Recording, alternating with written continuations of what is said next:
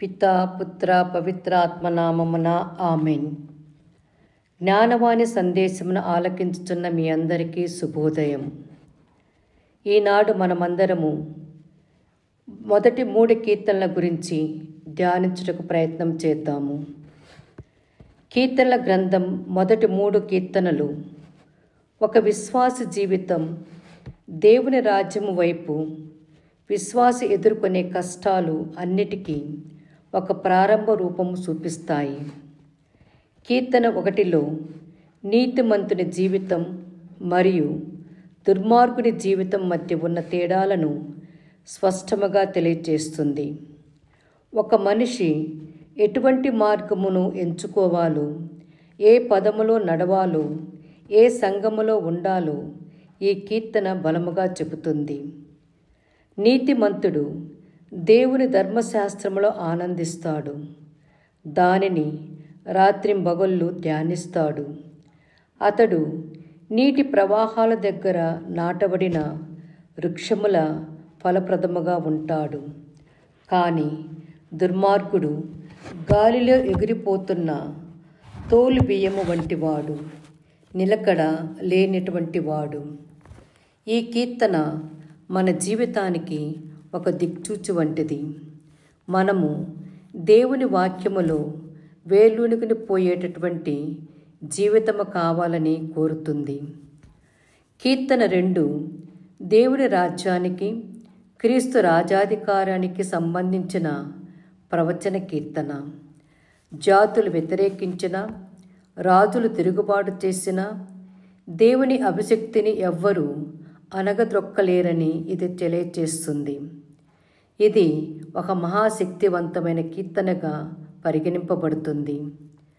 యేసుక్రీస్తు పట్ల ఉన్న దేవుని సంకల్పం, ఆయనకు ఇచ్చిన రాజ్యాధికారం, భూమ్యాధిపతులంతా ఆయనకు లోబడవలసిన అవసరము ఈ కీర్తనలో మనకు కనబడుతుంది. నీవు నా కుమారుడవు, నేను నిన్ను ఈ దినమున కనినవాడను అనే వాక్యము క్రీస్తును సూచిస్తుంది. అందువలన ఈ కీర్తన విశ్వాసులకు ఒక హెచ్చరిక. దేవుని రాజ్యానికి విరోధముగా నిలబడవద్దు. అదే సమయంలో ఒక ఆహ్వానం దేవుడు మనకు ఇస్తున్నారు. అదే దేవుని కుమారునిపై విశ్వాసముంచి ఆశీర్వాదాలను పొందమని పిలుపునిస్తుంది. కీర్తన 3 వ్యక్తిగత ప్రార్థనగా నిలుస్తుంది. ఇది దావీదు తన కుమారుడు అబ్షలోము నుండి పారిపోయిన సందర్భంలో చేసిన ప్రార్థన. ఈ కీర్తనలో మనిషి హృదయ భయాలు, శత్రువుల నుండి వచ్చే ఆపదలు, కానీ అదే సమయంలో దేవుని రక్షణ మీదున్నటువంటి నమ్మకము బలముగా వ్యక్తమవుతున్నాయి. దావీదు చుట్టూ శత్రువులు పెరిగిన దేవుడే తనను కవచమని, తన తల ఎత్తించేవాడని, తన ప్రార్థనలకు సమాధానమిచ్చేవాడని ప్రకటించాడు. రాత్రి నిద్రించి ఉదయం లేచే వరకు దేవుని కాపరితనము అనుభవిస్తాడని ఈ కీర్తన చెబుతుంది. ఇది ప్రతి విశ్వాస జీవితములో ఒక గొప్ప పాఠం. ఎంతటి శత్రువులు ఉన్నా దేవుని రక్షణ మనకు ఎప్పటికీ తగ్గదని ధైర్యం ఇస్తుంది. ఈ 3 కీర్తనలు కలిపి మన విశ్వాస జీవితానికి ఒక ప్రాథమిక పునాదిలా నిలుస్తాయి. మొదటిది, మన వ్యక్తిగత జీవితము దేవుని వాక్యానికి దగ్గరగా ఉండాలని నేర్పుతుంది.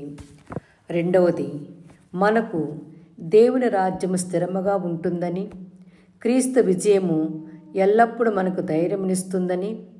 మూడవది, మన దైనందిన జీవితములో ఎదురయ్యే కష్టాలలో కూడా దేవుని కాపరితనము విశ్వాసి ఆశ్రయమని చెబుతుంది.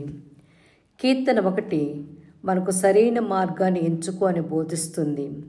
కీర్తన 2 దేవుని రాజ్యానికి లోబడి జీవించు అని పిలుస్తుంది. కీర్తన 3 కష్టకాలములోనూ దేవునిపై నమ్మకముంచు అని ధైర్యం ఇస్తుంది.